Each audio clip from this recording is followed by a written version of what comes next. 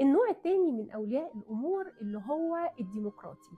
الديمقراطيين من أولياء الأمور الأب والأم بيبقى عندهم بالانس، يعني مثلا بيدوهم رولز بس في نفس الوقت في نقاش مفتوح. ليه النقاش المفتوح ده؟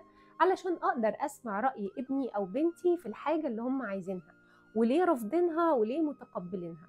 يا تقنعهم يا تقنعني يقنعك.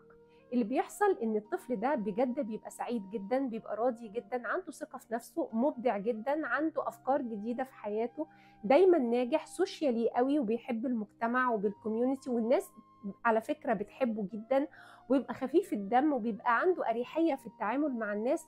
ليه؟ لأن انتوا سبتوا له مساحة من التعبير عن نفسه وعن ذاته لما بدأتوا بأسلوب الديمقراطية أو التوازن في التعامل ما بينكم كأولياء أمور وما بين أولادكم.